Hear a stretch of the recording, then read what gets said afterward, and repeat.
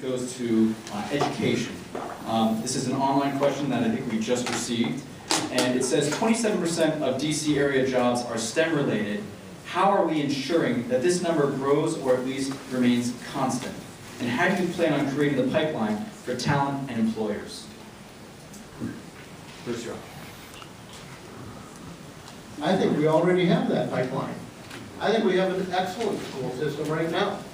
I think that we have been doing great work with our school system for a great many years. I'm not going to start picking away at that as a county board candidate. I think we need to support our school board.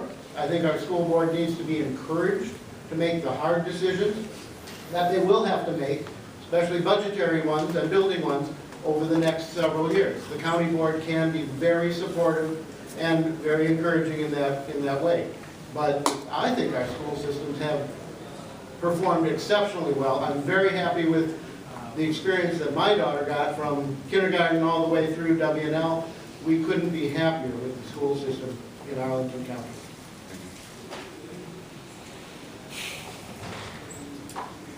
My eldest is just turned 6 in November. She goes to Taylor Elementary School, which is one of the STEM schools in Arlington.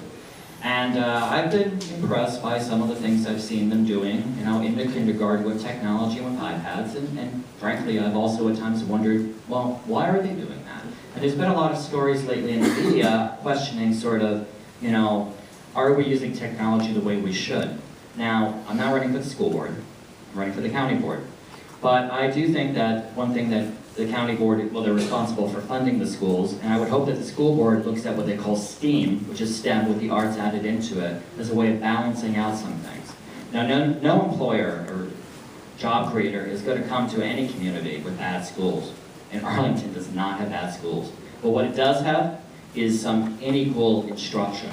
And as a board member, I would like to see the school system get the necessary funding to eliminate the early release Wednesdays and add the FLES, the foreign language program, and expand the STEM and other programs throughout the district. So it's not a matter of which school do you try to get your child into. They should all offer similar opportunities.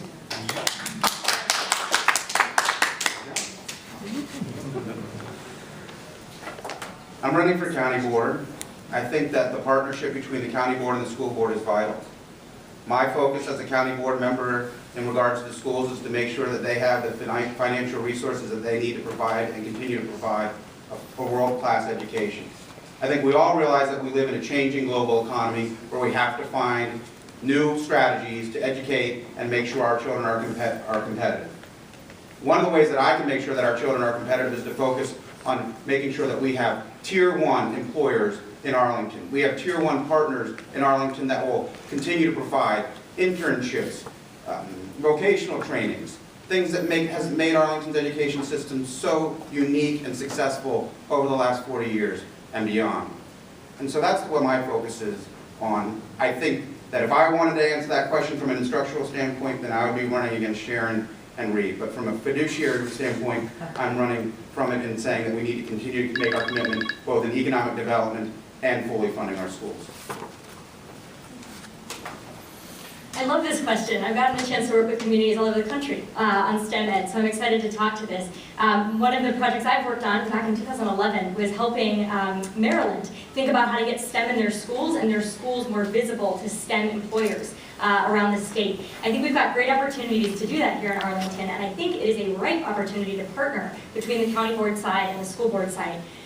When we talk about it nationally, we usually talk about two things with STEM education. The first is career and tech ed, which I think we do a great job of through the Career Center, which James referenced earlier. And we do it through partnerships with businesses.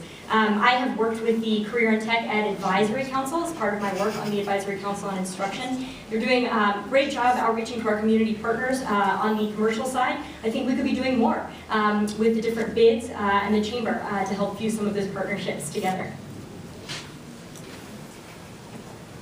Nationally, there are more STEM graduates than there are jobs available, which leads you to think that there would be some sort of a situation where STEM folks would have high wage growth, but they don't. And it's because we look at what's going on in our schools and we realize that we are preparing people with STEM curricula, but that's not necessarily matched up with what employers are needing. And when we talk to employers, what they're needing are people who are STEM literate in every sense of the word. So I applaud our school system looking at the very earliest stages and making sure children have a comfort and facility with technology which will aid them as they grow older. Our job on the county board is to actually work with employers to make sure there is a pipeline for people who have that literacy who can then transition those into the specific skills that are needed for an emerging workforce, which is always going to be a step ahead of what we can do in the curriculum and in the classroom.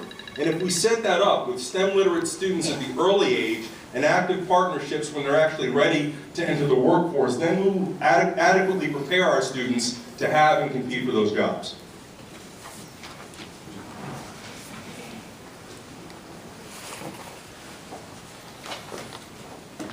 No one has been a better champion for schools than I have.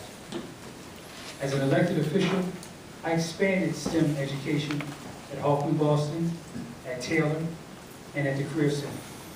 As a county board member, I know that just moving the Arlington Mill continuing ed program to Crystal City isn't the solution, but it's the first step in connecting the pipeline of workforce development with the hospitality industry and high-growth entrepreneurship programs like Eastern Foundry, already located in Crystal City. This is an opportunity as a county board member to work in partnership with the schools to maximize existing space, knowing that the school system has a 10-year bonding adopted that has over $200 million worth of investments, 7 of which aren't paid for. This is an opportunity for us to make responsible decisions as we invest in infrastructure moving forward.